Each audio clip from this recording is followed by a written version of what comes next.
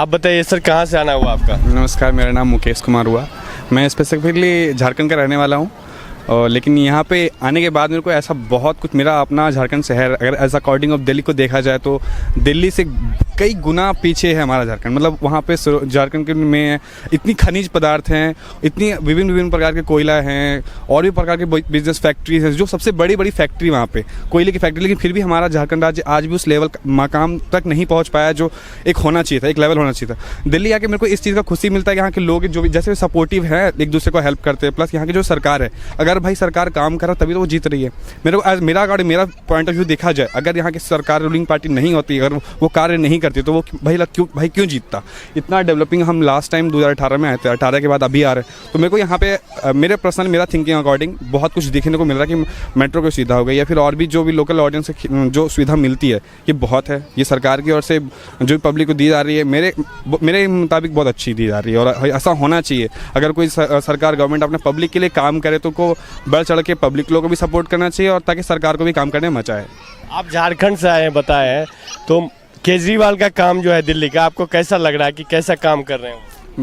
मेरे हिसाब से बहुत अच्छा है, क्योंकि हमारी सरकार तो कभी इतना काम करते नहीं है। हर एक महीना में दो महीना के बाद पता चलता है कि हमारा सरकार चोरी में फंस गया, यहाँ फंस गया, वहाँ फंस गया। लेकिन यहाँ तो ऐसा कुछ नहीं है। अगर यहाँ की पब्लिक लोग इतना सपोर्ट करी तो भाई काम कर रहा है इसलिए सपोर्ट करिए। अगर यहाँ का लोग इतना पागल तो नहीं है कि कोई बिना काम का इतना सपोर्ट करेगा। कह रहा है कि केजरीवाल फ्री में योजना दे रहा है तो इसलिए लोग जो है इनको जिता रहा है। क्या आपको लगता है कि ज़मीन पे सच में काम हो रहा है दिल्ली में? ज़मीन पे काम हो रहा है तभी तो इतना लोग दिख रहा है। इतना पब्लिसिटी होने के बाद, इतना पब्लिक एरिया सब कुछ सही मात्रा में मिल रहा है। बिजली है, पानी है, मेट्रो की सुविधा है। सबसे बड़ी बात कि इतना जनसंख्या होने के बाद भी इतना लोग को सारा सुविधा प्रॉपर वे में मिल रहा है। पानी हो या फिर बिजली हो या फिर मेट्रो को ट्रैवलिंग का जो सुविधा हो, सरकारी बसेस हो, सब कुछ एक अच्छे मात्रा में दिख रहा है। और ना ही ज़्यादा यहाँ पे भ्रष्टाचार दिखता है लोग को कि आए दिन यहाँ पे कुछ कैंसिल हो जाए। हमारे यहाँ तो एक एग्ज़ाम निकालो तो वो रद्द हो गया, फिर ये रद्द हो गया, वो रद्द हो गया। तो ये सब मुख्यमंत्री भी जो थे इससे पहले वो अभी जेल, हेमंत सोरेन उनका नाम हुआ, अभी तो वो फिलहाल जेल में। उनके बारे में क्या ही बोलना, सब मुझको मालूम है। मोदी जी का जो कार्यकाल रहा वो कैसा रहा झारखंड के लिए 10 साल एज ए प्रधानमंत्री? मोदी जी के लिए मेरा ऐसे कोई नहीं है, क्योंकि हमारे घर में पर्सनली, मेरे घर में ऐसा, मेरा गांव में और जो भी मेरा शहर है वहाँ पे उनका बहुत ही अच्छा योगदान रहा है। पहले घर पे ऐसा जिनके घर पे मकान नहीं, उनके घर मकान बनवाएं। अब बाथरूम ऐसा टॉयलेट नहीं था, बाथरूम नहीं था, वो सब भी बन रहा है। और मोदी जी के लिए मेरे घर में फुल सपोर्ट है। मेरा भी सपोर्टिव रीज़न है क्योंकि सब कुछ टाइमली मिलता है। जो भी फैसिलिटीज़ होती है हमारे यहाँ करवाई जाती है। और हमारे जहाँ जो डिस्ट्रिक्ट है वो भी बीजेपी का विधायक है। तो आप क्या देखते हैं कि 24 में फिर से मोदी जी आएंगे या हटाए जाएंगे जनता के? नहीं, मोदी जी की बात रही तो भाई पूरे देश में वो बहुत अच्छे काम कर रहे हैं और आगे चल के भी काम करेंगे ही करेंगे। क्योंकि 2024 से पहले जो इलेक्शंस हुई थी उसमें बहुत कम कुछ था। 5 साल में 10 साल में हमारे इंडिया बहुत तरक्की किया, या जीडीपी के मैटर में हो या फिर और भी किसी विभिन्न प्रकार का, क्योंकि उनके बिना देश बहुत अधूरा था। आज वो एक ऐसा जगह पे हैं, लोग को भरोसा है उनके। क्योंकि अगर आज हमारा देश बहुत दूर दूर तक जाना जाता है तो वो मोदी जी के कारण। मोदी जी से पहले ऐसा कोई भी ऐसा हमारे देश में ऐसा उस लेवल के नेता नहीं आए थे जो इंडिया को जो रिप्रेजेंट कर पाए। आज बहुत बड़े देश में जाते हैं तो मालूम चलता है कि हमारा जो देश के नेता के कारण हमारा इंडिया का छाती पर गर्व से ऊंचा होता है कि मोदी जी के कारण। क्योंकि रीज़न है, क्योंकि मोदी जी नहीं होते तो ये मुमकिन नहीं था। मोदी जी आए थे तो बोले थे कि 2 करोड़ रोजगार जो है हर साल हम देंगे युवाओं को। तो एज ए युवा आप ठगे हुए महसूस कर रहे हैं कि लगता है कि रोजगार मिला है जनता को? कहीं ना कहीं ये बात सच है कि थोड़ा सा रोजगार का जो चर्चा की जाए, थोड़ा रोजगार की कमी है हमारे देश में।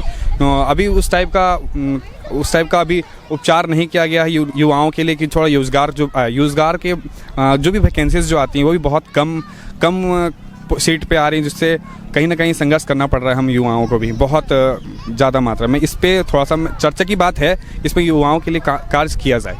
आप लोग युवा है, युवा होने के नाते नहीं लग रहा कि जो सबसे अहम मुद्दा है वही पीछे छूटा जा रहा है और बेफिजूल के मुद्दा जो है सो आगे आ रही है? हाँ, ये बात तो सही बोल रहा है, लेकिन थोड़ा सा इस पे चर्चा होना चाहिए। क्योंकि अभी कहीं ना कहीं अभी जो सिचुएशन, जो टाइम चल रहा है, सबसे बड़ी बात है कि भाई जब तक काम ना हो तो फिर घर परिवार आगे कैसे चलेगा, देश कैसे चलेगा।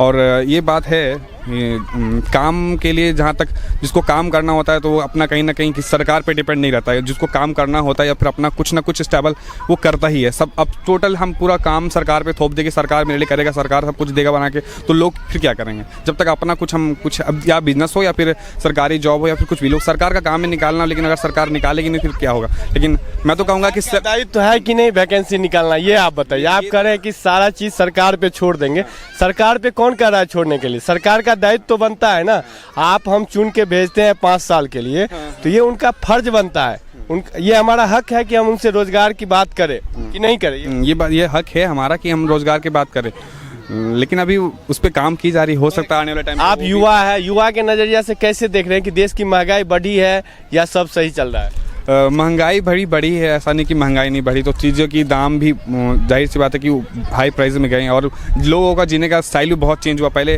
फ़ोन नहीं था, नेट नहीं था, इतना लोग का ज्ञान नहीं था कैसे कहाँ भ्रष्टाचार जो होता था वो पता नहीं चलता था। आजकल लोग भी थोड़ा सा संभल गए हैं, तो ये सब चीज़ के लिए तो काम भी हो रही है। तो अगर कुछ मेरिट भी है तो कुछ डिमेरिट भी है, ऐसा नहीं कि सिर्फ डिमेरिट ही है, मेरिट भी है और डिमेरिट भी है। अगर सरकार बन भी रही तो ऐसा नहीं कि कोई नियम है तो वो टूट नहीं रहा, टूट भी रहा है, बन भी रहा है। इंडिया गठबंधन का क्या देख रहे हैं आप? झारखंड में उनका क्या लग रहा है कि कोई अस्तित्व है या नहीं? झारखंड सरकार में तो जहाँ से अभी जो हम जिस एरिया से बिलोंग करते हैं वो एरिया बहुत पीछे है अकॉर्डिंग, अगर यहाँ से किसी भी और स्टेट से कंपेयर करें तो। क्योंकि हमारे देश में अगर हमारे देश का सरकार अच्छा होता है तो इतना संघर्ष नहीं करना पड़ता। कहीं ना कहीं चोरी के कारण जो भी है भ्रष्टाचारी है उनके कारण ऐसा पीछे छूटता चला जा रहा है हमारा। कांग्रेस का और हेमंत सोरेन के पार्टी का जो है वहाँ पे गठबंधन है और इंडिया गठबंधन भी है पूरे देश में, तो वहाँ पे जो चुनाव लड़ेगी तो आपको क्या लगता है कि वहाँ पे टक्कर होगा, फाइट होगा? या फाइट तो होगा, ऐसा वैसे टक्कर नहीं, लेकिन अभी वहाँ का कुछ कह नहीं सकते क्योंकि वहाँ के जो लोकल आदिवासी जो भी ऑडियंस है वहाँ के, वो सब फुल सपोर्टिव है, एक अंधभक्त जैसे हैं। क्योंकि मेरा सरकार तो उनका ही सरकार का वहाँ पे दबदबा रहता है, क्योंकि वो जो जोनल एरिया है वो आदिवासी का एरिया है और एरिया के कारण उनको वोट एक तरफा वोट मिलता है वहाँ पे, जिसके कारण वहाँ बीजेपी की सरकार अभी कहना मुश्किल है कि वहाँ से बीजेपी की सरकार बन पाएगी।